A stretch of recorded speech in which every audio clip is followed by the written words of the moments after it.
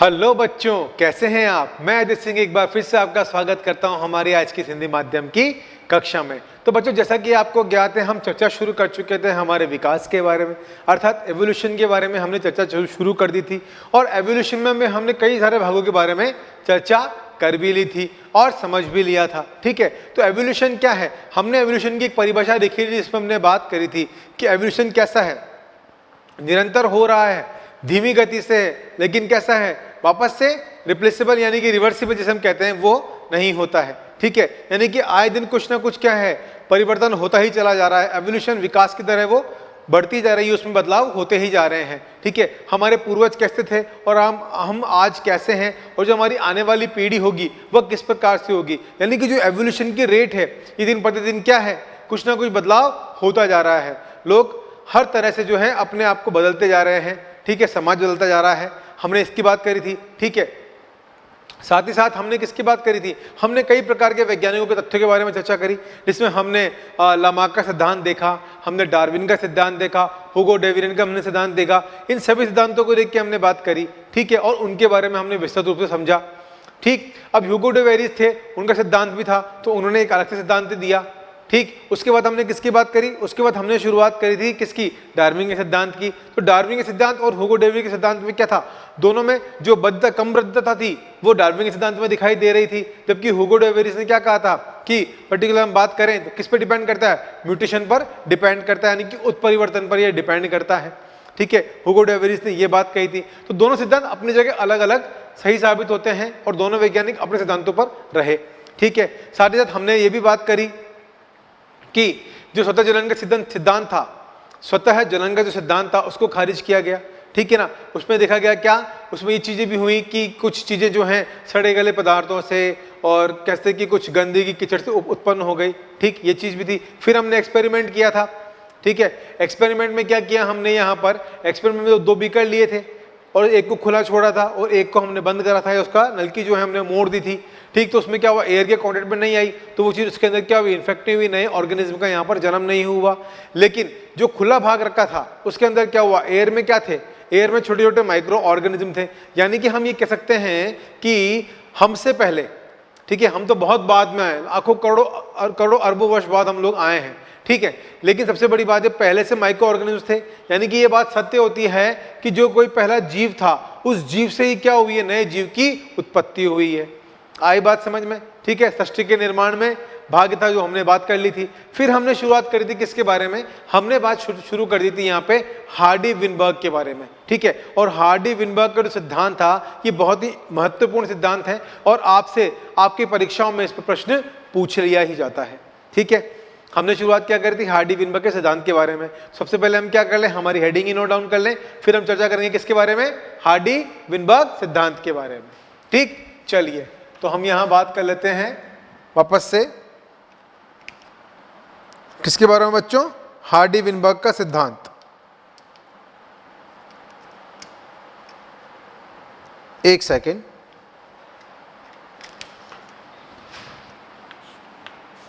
Hardy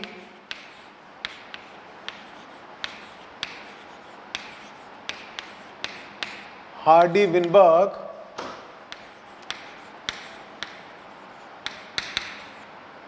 सिद्धांत। ठीक है, आई बात समझ में। ठीक है, तो देखिए इसमें हमने क्या देखा था, जनरली इसमें हम बात करें तो इसमें एक जीव संख्या में क्या थी, जो जीव की आवृत्तियां थी और वो उनके लोकस थे, वो क्या थे, एक पीढ़ी से दूसरी पीढ़ी में ट्रांसफर हो रहे थे। क्या हो रहे थे, इनमें जो इनकी आवृत्तियां उपस्थित थी, इनकी आवृत्तियों में साथ साथ इनके जो लोकस थे वो कैसे थे, स्थिर थे, तथा एक पीढ़ी से दूसरी पीढ़ी के अंदर यह स्थानांतरित हो रहे थे।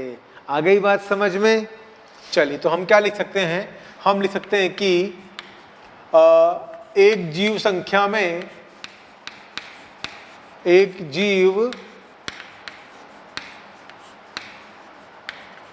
जीव संख्या में एलील आवृत्तियां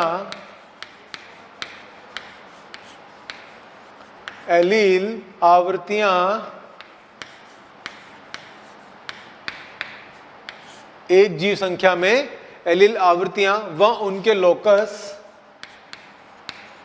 व उनके लोकस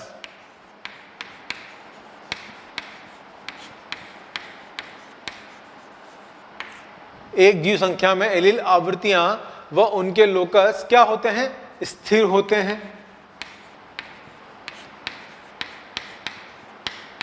स्थिर होते हैं, जो कि क्या करते हैं? एक पीढ़ी से दूसरी पीढ़ी में निरंतर जाते रहते हैं। जो कि एक पीढ़ी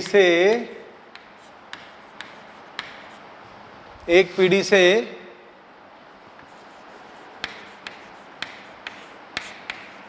दूसरी पीढ़ी तक, एक पीढ़ी से दूसरी पीढ़ी तक निरंतर रहते हैं। निरंतर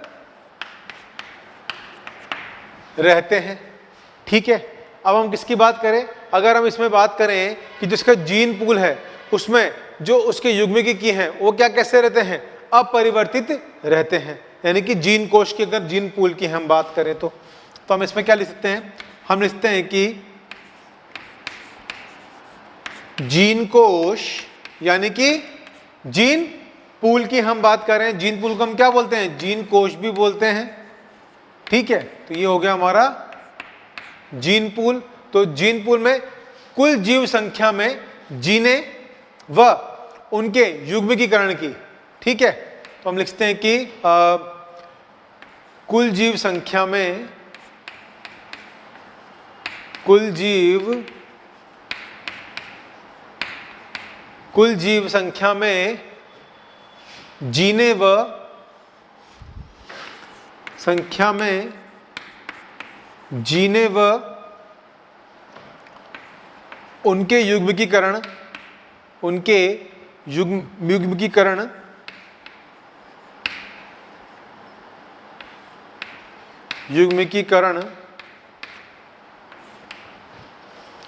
ठीक है, उनके युग्मीकरण एवं युग्मीकरण सदा कैसे रहते हैं? अपरिवर्तनीय रहते हैं।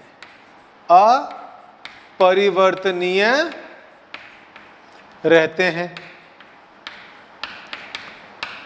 यानी कि अगर हम जीन पूल की बात करें तो इसमें जो कुल जीव संख्या है, ठीक है, तो इसमें कुल जीव संख्या कितनी है? एक है। कितनी रहती है? एक रहती है कुल जीव संख्या।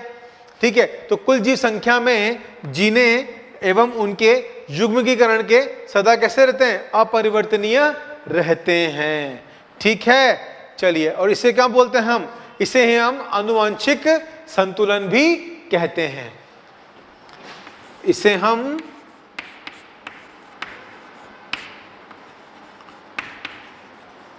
आनुवांशिक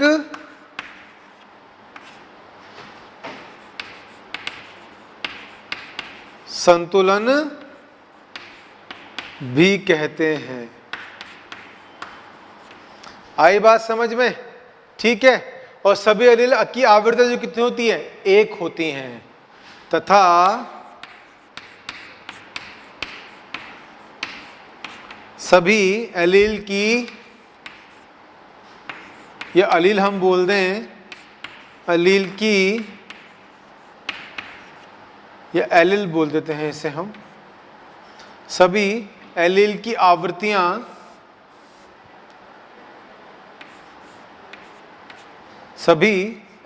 आवृत्तियां कैसी होती हैं?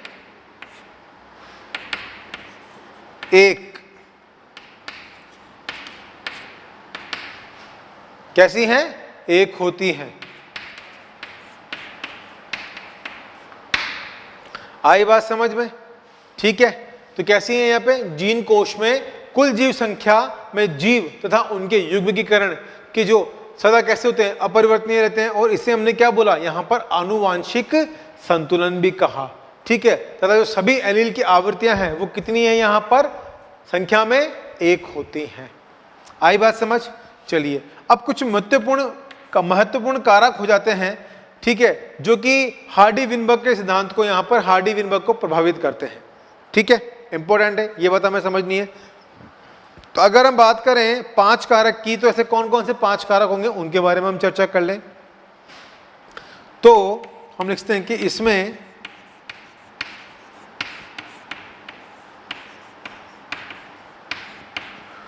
उपस्थित 5 प्रकार के कारक होते हैं।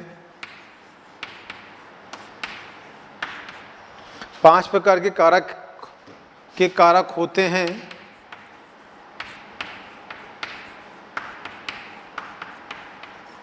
जो कि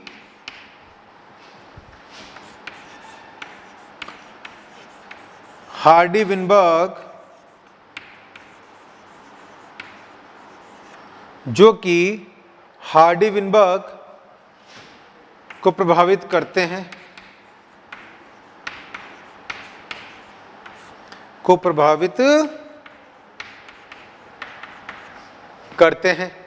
ठीक है।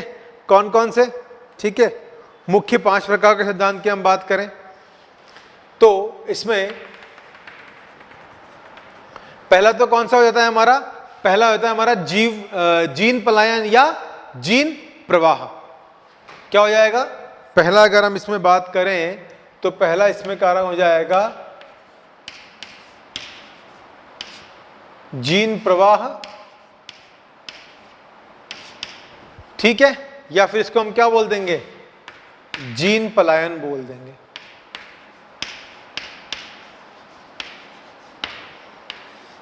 ठीक है, तो पहला कौन सा हो गया? यहां पे 5 प्रकार के कारक हैं, इसमें पहला हो गया हमारा जीन प्रवाह या जीन पलायन। तो यहां पे क्या होता है? जीन का जो है वो पलायन होता है, ठीक है। चलिए सेकंड हम बात करें, कौन सा हो जाएगा? आनुवांशिक विचलन। आनुवांशिक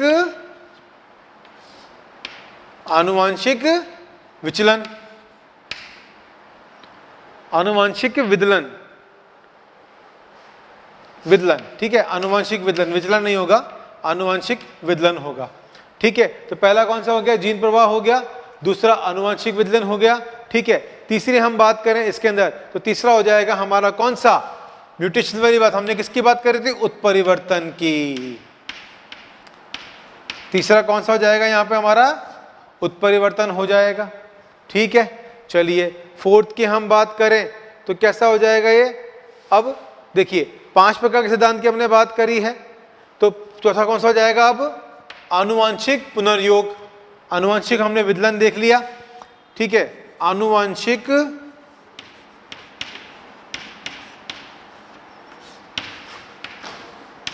पुनर्योग कैसा हो जाएगा? आनुवांशिक पुनर्योग हो जाएगा, ठीक है। और पांचवी हम बात करें जिसकी हमने बात करी थी, किसकी?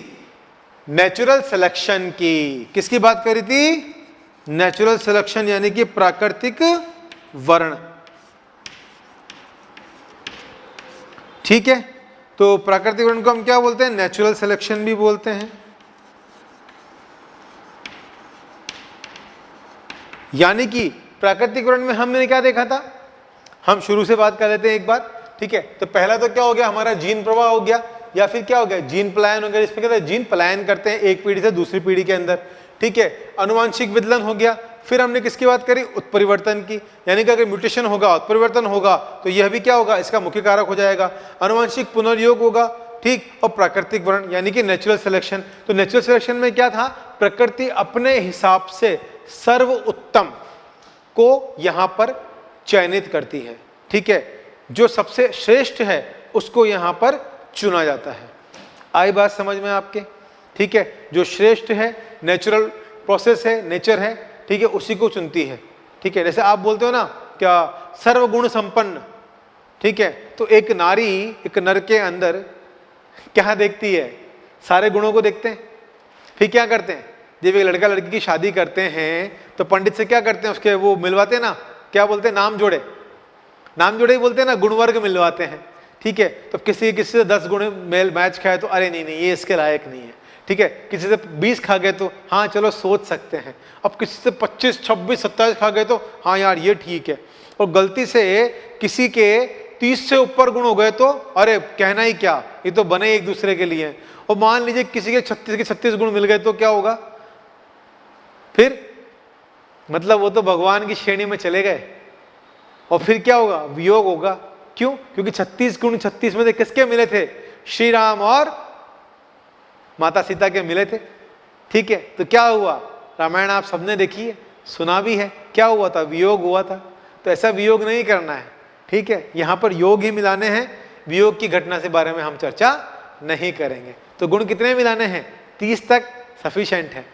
ठीक है, और उसके बाद ये बात हमें जरूर ध्यान रखनी है, एवोल्यूशन का पार्ट तो चल ही रहा है, लेकिन जनसंख्या वृद्धि पे कंट्रोल करना है, तो हम दो हमारा एक जो पॉलिसी है उसको बनाए रखना है। ठीक है, आई बात समझ में, क्लियर है? चलो, बहुत अच्छी बात है। तो यहाँ पर ये 5 मुख्य पॉइंट हो गए, जीन प्रवाह हो गया, आनुवंशिक विदलन हो गया, उत्परिवर्तन हो गया, आनुवंशिक पुनर्योग हो गया, और प्राकृतिक वर्ण हो गया, यानी कि नेचुरल सिलेक्शन हो गया। तो बेस्ट एंड बेस्ट को यहाँ पर प्राकृतिक वर्ण के द्वारा चुना जाता है।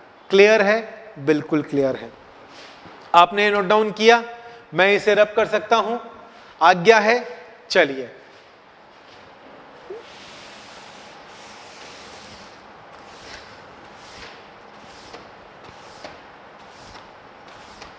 अब हम किसकी बात करते हैं। अब अगर हम बात करें यहाँ पे, जब जीव संख्या का स्थान परिवर्तन होता है तो क्या होती है, जीव की आवृत्तियां भी जो है उनमें भी बदलाव देखने को मिलता है। ठीक, जब स्थान परिवर्तन होगा तो क्या होगा, उनकी आवृत्तियों में भी बदलाव दिखाई देने को मिलेगा। भाई आप अभी मान लीजिए किसी सिटी में रहते हैं, ठीक है, अब जिस सिटी में आप रह रहे थे काफी सालों से, तो वो सिटी आपके लिए नॉन थी, ठीक, लेकिन पता पड़ा पापा का हो गया ट्रांसफर, आपको जाना पड़ा इस आपकी सिटी को छोड़ के किसी और सिटी के अंदर। तो वहां पे क्या होगा, आप अपने आप को बदलोगे ना, आपको पता नहीं है वहां चीजों के बारे में, वो चीज यहाँ पे एप्लीकेबल होती भी है, नहीं भी होती है। ठीक है, तो अब यहाँ पे हम लिख लेते हैं क्या, कि जब जीव का संज्ञा का स्थान परिवर्तन होता है तो यहाँ पे क्या होते हैं, आवृत्तियां भी बदल जाती है। ठीक है, चलिए, तो हम लिख सकते हैं कि जब जीव संख्या का स्थान परिवर्तन होता है, जब जीव संख्या का स्थान परिवर्तन होता है, स्थान परिवर्तन होता है, तो आवृत्तियां भी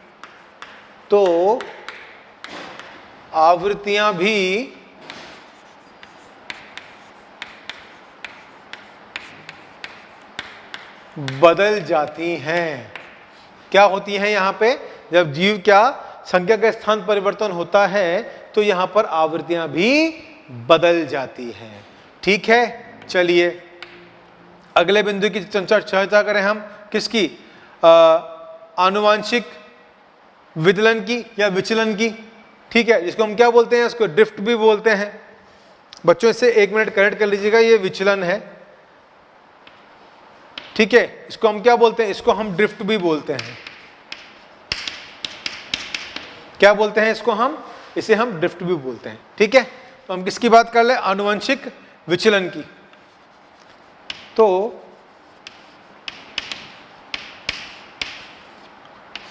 आनुवंशिक विचलन यानी कि ड्रिफ्ट,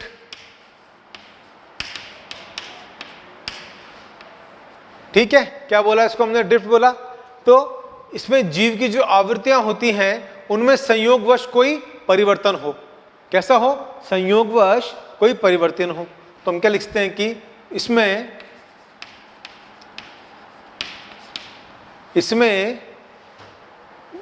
जीव आवृत्तियों के मध्य जीव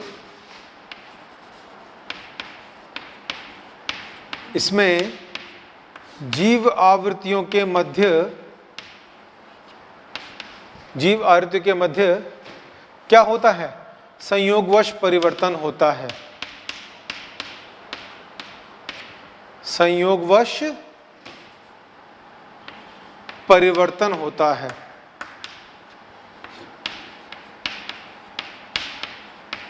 क्या हो रहा है यहां पर, आनुवंशिक विचलन में इसमें जीव आवृत्तियों के मध्य में संयोगवश यहाँ पर क्या होता है, इसमें परिवर्तन होता है। आई बात समझ में, क्लियर है। चलिए नेक्स्ट हम बात करें किसकी, यहाँ पे संस्थापक प्रभाव के बारे में। संस्थापक प्रभाव जिसे हम क्या बोलते हैं, फाउंडर इफेक्ट के नाम से भी जानते हैं। क्या बोलेंगे इसको हम, फाउंडर इफेक्ट। फाउंडर इफेक्ट, ठीक है। संस्थापक प्रभाव, क्लियर है। चलिए तो अब देखिए यहां पर क्या हो रहा है, यदि मौलिक अपवाहित व समवाहित संस्थापक बन जाती है, यदि मौलिक अपवाहित व समवाहित संस्था बन जाती है, यानी कि हम क्या लिखते हैं कि इसमें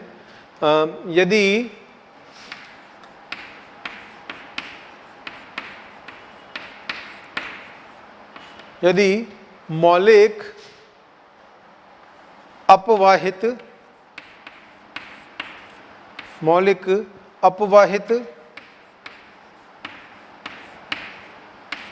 समहित संस्थापक बन जाती है,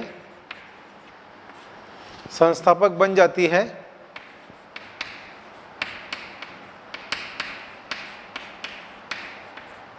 ठीक है,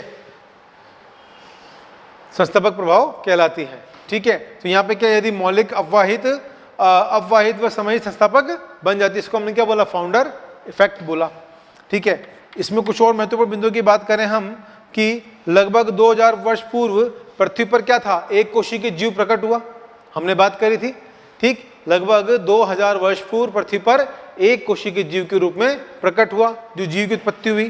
तो लिखते हैं कि हम लगभग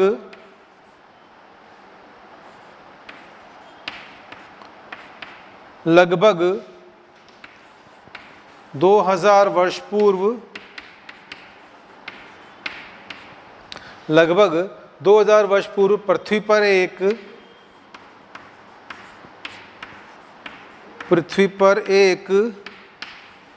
कोशिकीय, लगभग 2000 वर्ष पूर्व पृथ्वी पर एक कोशिकीय जीव का रूप प्रकट हुआ, जीव का रूप प्रकट हुआ, ठीक है। फिर इसके बाद हम बात करें कि 500 मिलियन वर्ष पूर्व क्या हुए, इनसे ही कशेरुक बने, 500 मिलियन वर्ष पूर्व, तथा 500 मिलियन वर्ष पूर्व क्या बने, कशेरुक बने। क्या बने बच्चों, कशेरुक बने, यानी कि कशेरुकों का क्या हुआ, यहाँ पर निर्माण हुआ, ठीक। फिर जॉलेस फिश की हम बात करें तो 300 मिलियन वर्ष पूर्व क्या हुआ, तो जॉलेस फिश थी, उनका निर्माण हुआ, यानी कि उनका हम कहते हैं कि जनन हुआ एक तरह से, ठीक। तो हम यहाँ लिखते हैं कि तथा 300 मिलियन वर्ष पूर्व जबड़े रहित मछली, ठीक है ना, उत्पन्न हुई।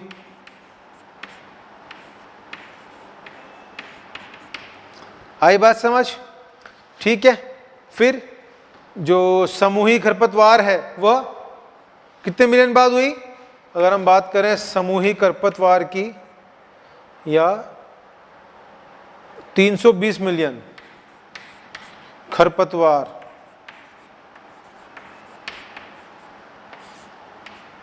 लगभग कितने, 320 मिलियन वर्ष पूर्व। आई बात समझ में, क्लियर है। चलिए फिर अगर हम बात करें मजबूत व सुदृढ़ पंखों वाली मछलियों की, ठीक है, जो हमें आज के डे में भी देखने को मिलती हैं। ये कब हुई उत्पत्ति? 350 मिलियन वर्ष पूर्व। मजबूत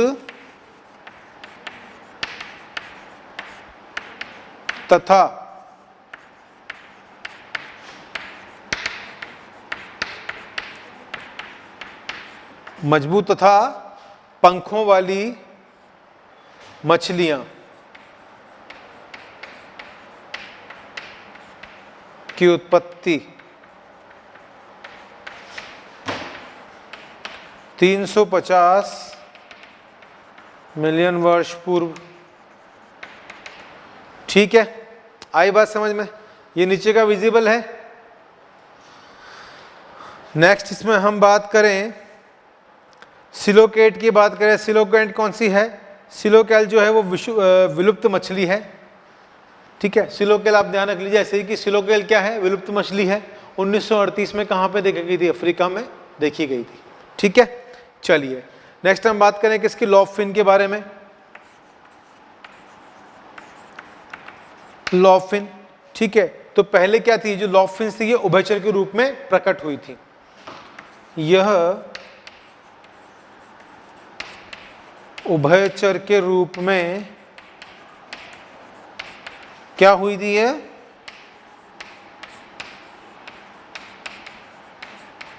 प्रकट हुई थी।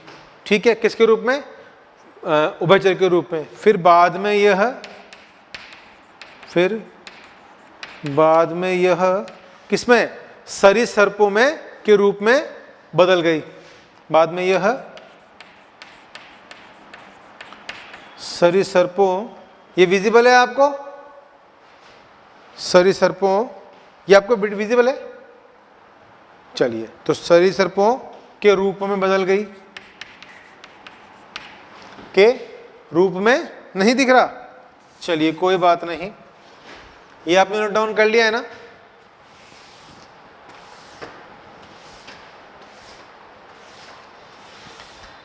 तो बाद में क्या हुआ? ये सरीसृपों के रूप में यह बदल गई।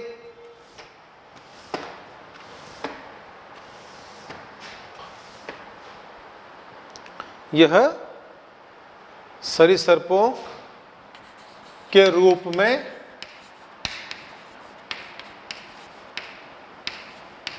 बदल गई।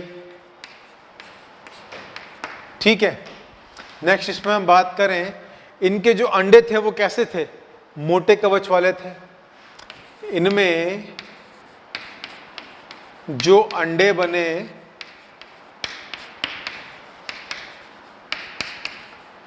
वह मोटे कवच वाले थे। मोटे कवच वाले थे। ठीक है, तथा यह सरीसृप उस समय में सर्वाधिक संख्या में थे। सर्वाधिक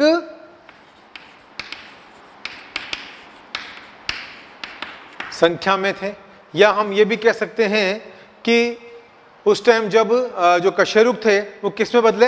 यहां पर देखिए आप, उभयचर में पहले लॉबफिन्स थे। लॉबफिन्स किस में बदले? उभयचर में बदले। उभयचर के रूप में प्रकट हुए, फिर बाद में किसमें? सरीसृपों में बदले। तो सरीसृपों में क्या थे? इनमें मोटे कवच वाले अंडे थे। ठीक, अब ये क्या थे? जब मोटे कवच वाले अंडे थे तथा ये सरीसृप उस समय सर्वाधिक संख्या में थे।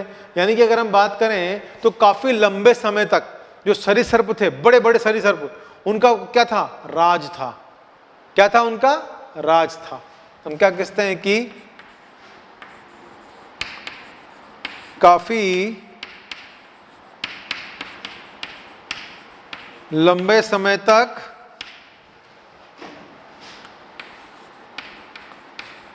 धरती पर उभयचरों के बाद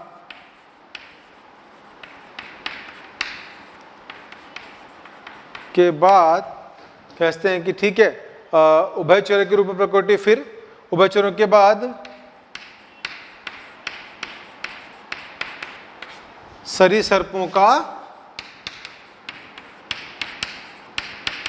राज था। ठीक है, तो बड़े बड़े सरीसृपों का राज था। तो आज की डेट में भी काफी सरीसृप देखने को मिलते हैं, लेकिन उस टाइम बहुत ज्यादा विशालकाय हुआ करते थे।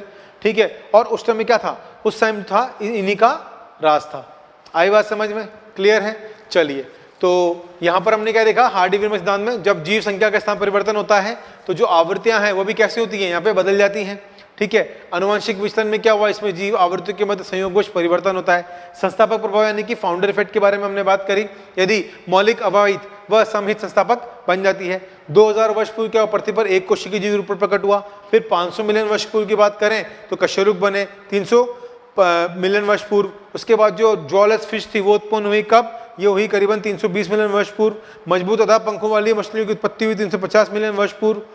ठीक है, लॉबफिश थी, पहले उभयचर थी, उभयचर से किसमें प्रकार बदली है, सरीसृपों में। और कभी कितना किसका राज रहा, यहाँ पर सरीसृपों का लंबे समय तक राज रहा। ठीक, उसके बाद और क्या हुआ, एवोल्यूशन हुआ। क्यों? क्योंकि एवोल्यूशन यहाँ पर कंटिन्यू चलता रहा है। और आज की डेट में हम जब हैं, ठीक है, सबसे समझदार कह सकते हैं आप प्राणी धरती पर कौन है एट दैट टाइम, अगर हम बात करें तो वो हम हैं, मनुष्य हैं। हमसे ज्यादा दिमागदार कोई नहीं है। लेकिन अभी भी स्टिल क्या है, एवोल्यूशन अपनी रफ्तार को, अपनी गति को पकड़े हुए है और लगातार हमारे अंदर भी क्या है, एवोल्यूशन चलता जा रहा है। ठीक है, तो नोट डाउन कीजिए, अभी हमारा भी एवोल्यूशन चैप्टर कंप्लीट नहीं हुआ है, यह भी आगे चलता जा रहा है। नोट डाउन कीजिए। ठीक है बच्चों, तो यहां पर क्या हुआ, सबसे पहले उभयचर है, उभयचर आए तो उभयचर के रूप में फिर क्या हुआ, यहाँ पे आधुनिक मेंढक और सैलेमेंडर भी प्रकट हुए। ठीक है, जब आधुनिक मेंढक और सैलेमेंडर प्रकट हुए तो उस दौरान में क्या हुआ, फिर बाद में क्या है, सरीसृपों का वर्ग आया। ठीक, जब सरीसृपों का वर्ग आया तो सरीसृपों के भी क्या थे, उत्तराधित्य कुछ और थे। ठीक है, कौन कौन आए, जैसे हम बात करें किसकी, मेंढक हो गए। ठीक है, टर्टल्स, मेंढक के बाद क्या आ गए, टर्टल्स आ गए। ठीक है, तो सरीसृप किसके थे, टर्टल्स के थे। फिर टर्टल्स के बाद क्या हुआ, यहाँ पे मगरमच्छ हुए। फिर बाद में क्या हुआ, जिनके अंडे कैसे थे, मोटे कवच वाले थे। और काफी लंबे समय तक जो सरीसृपों ने यहाँ पर राज किया। तो अगर हम यहाँ पे बात करें तो लगभग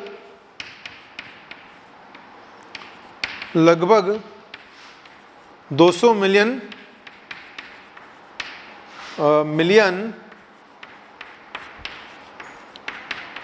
वर्ष पूर्व तक सरीसृपों ने राज किया। सरीसृपों ने राज किया। ठीक है, फिर क्या हुआ, कुछ जो सरीसृप थे वापस, भाई एवोल्यूशन तो चल ही रहा है। ठीक है, चलिए हम बात करते रहते हैं। तो यहाँ पे क्या हुआ, जब एवोल्यूशन चल रहा है कंप्लीटली, तो कुछ जो क्या थे, वृहद थे, यानी कि टेरिडोफाइट्स थे, उनमें क्या थे, फिन्स उपस्थित थे। ठीक है, तो हम यहाँ लिखते हैं कि कुछ में, इनमें हम बात करें तो क्या बने ये, फिर कछुए बने इनमें से। इनके जो सरीसृपों के उत्तरदायित्व बात करें तो सरीसृपों के बाद क्या बने, कुछ तो यहाँ पे टर्टल्स व मगरमच्छ बने। ठीक है, फिर हम नेक्स्ट किसकी बात कर ले यहाँ पर। ठीक है, उनके उत्तराधिकारी थे कितने, सर्पों के, सर्पों के उत्तराधिकारी क्या बने यहाँ पे, कुछ कछुए व मगरमच्छ यानी कि टर्टल्स व जो क्रोकोडाइल्स थे वो यहाँ पर बने। ठीक है, फिर क्या हुआ, इनके अंदर क्या थे, जो वृहद टेरिडोफाइट्स थे, वृहद की हम बात करें कौन थे, टेरिडोफाइट्स, जिनके पास क्या थे, फिन्स थे। तो उनके फिन्स क्या हो गए, झड़ गए और किस में कन्वर्ट हो गए, यहाँ पर ही वे कोल में डिपॉजिट हो गए। किस में डिपॉजिट हो गए, ये कोल में डिपॉजिट हो गए। ठीक है, तो इनके तो उत्तरदायित्व थे, उत्तराधिकारी हम कहते हैं वो कौन थे, यहाँ पे सर्पों के बाद में टर्टल्स व मगरमच्छ बने। ठीक, फिर इसके बाद हम बात करते हैं कि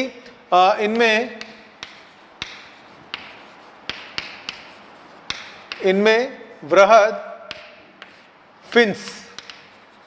ठीक है, किसमें, टेरिडोफाइट्स, कौन थे, टेरिडोफाइट्स के अंदर फिन्स उपस्थित थे, फिन्स उपस्थित थे। ठीक है, बाद में क्या होगा, ये वह गिर गए, बाद में यह फिन्स क्या हो गए, बाद में यह फिन्स गिर गए। ठीक है, तो बाद में जब फिन्स गिर गए तो ये क्या हो गए, कोल में डिपॉजिट हो गए। तो यह कोल में डिपॉजिट हो गए। ठीक है, फिर क्या हुआ देखिए, फिर इसके बाद 20 मिलियन वर्ष के पहले की बात करें हम, तो जो कुछ सरीसृप थे जो कहां पर थे, लैंड पे थे, उनमें से कुछ कहां चले गए, वापस पानी के अंदर चले गए। जब वो पानी में चले गए तो उन्होंने क्या किया, कुछ जो वाटर के, जो पानी के रेप्टाइल्स हैं उसके रूप में वह बदल गए, और जो लैंड पे थे वो कौन बन गए, भयानक, विशाल गए, महानतम, क्या, डायनासोर्स बन गए। ठीक है, तो हम लिख सकते हैं कि 200 मिलियन वर्ष पूर्व, 200 मिलियन वर्ष पूर्व कुछ सरीसृप पानी में चले गए, कुछ सरीसृप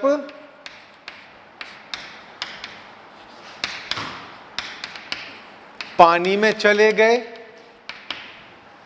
ठीक है, तथा वह फिश लाइक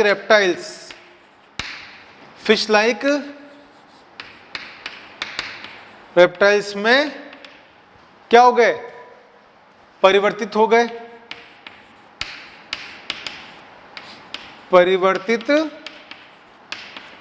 गए, ठीक है, और जो लैंड पर थे और जो धरती पर थे वह क्या बन गए, लैंड रेप्टाइल्स बन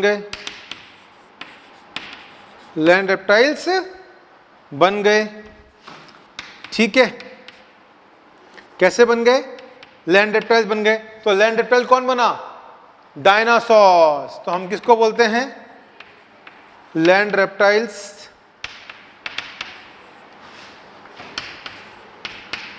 डायनासोर्स। ठीक है, किसको बोलते हैं हम, डायनासोर्स को बोलते हैं। और सबसे विशाल डायनासोर्स कौन है यहां पर, सबसे विशाल डायनासोर है ट्राइनोसोरस रेक्स। कौन सा है, ट्राइनोसोरस,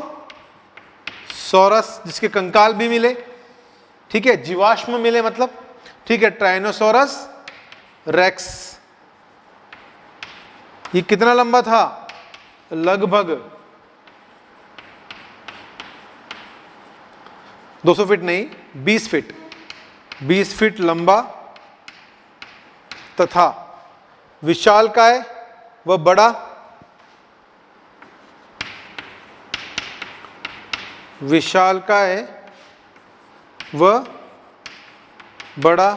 तथा कटारनुमा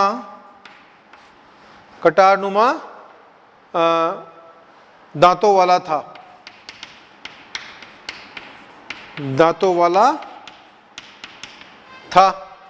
ठीक है, आई बात समझ में। तो यानी कि लास्ट जो था वो किसका समय था, डायनासोर्स का समय था। ठीक है, फिर क्या हुआ, जलवायु में और वातावरण में परिवर्तन हुआ। क्या हुआ, जलवायु में व वातावरण में परिवर्तन हुआ।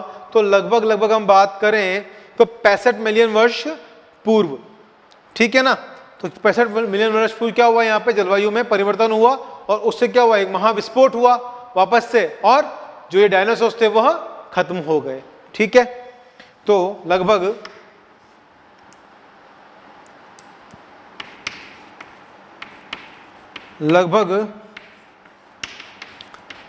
65 मिलियन वर्ष पूर्व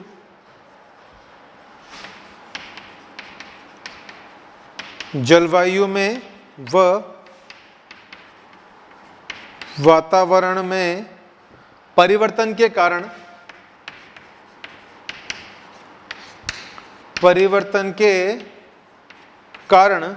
क्या हुआ, महाविस्फोट हुआ। व इनका अंत हो गया।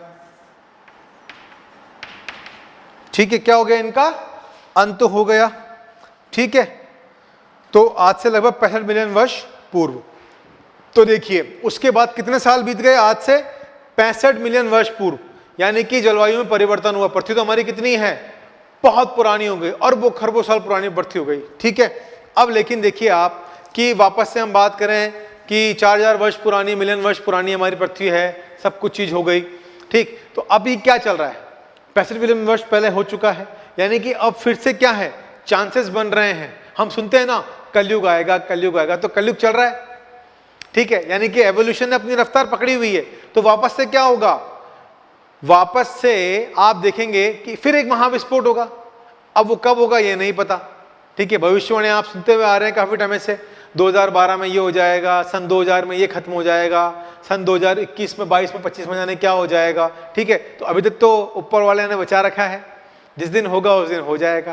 क्लियर ये बात? चलिए, तो यहां पर हमने कंप्लीट क्या किया? हार्डी-विल्मर का सिद्धांत कंप्लीट किया, और हमने देखा कि किस तरह से जो है एक जो जर्नी स्टार्ट हुई थी, कहां से? एक कशेरुकियों से, वो कहां तक पहुंची? डायनासोर्स तक पहुंची, सरीसृप वर्गों तक पहुंची। ठीक है, रेप्टाइल्स तक पहुंची। फिर उसके बाद हम अगर उससे पहले किस कहां तक पहुंची? मेंढक तक, टस्ता तक की हमने बात करी। उभयचरों से लेकर, एक कोशिकीय जीव से लेकर उभयचरों तक, उभयचरों से फिर सरीसृप वर्ग तक, फिर वहां से लेकर डायनासोर्स तक, है ना। यहां पर कंप्लीट जो है वो पूरी एक यात्रा हमने करी किसके? एवोल्यूशन के बारे में। ठीक है बच्चों, चलिए तो आज की कक्षा में बस इतना ही। मिलते हैं अगली कक्षा में और चर्चा करेंगे इसके कुछ और महत्वपूर्ण बिंदुओं के बारे में कि इसके बाद जब किन का विकास हुआ, मानव का जो विकास हुआ वो किस प्रकार से हुआ, उसके बारे में हम चर्चा करेंगे। तो तब तक के लिए धन्यवाद।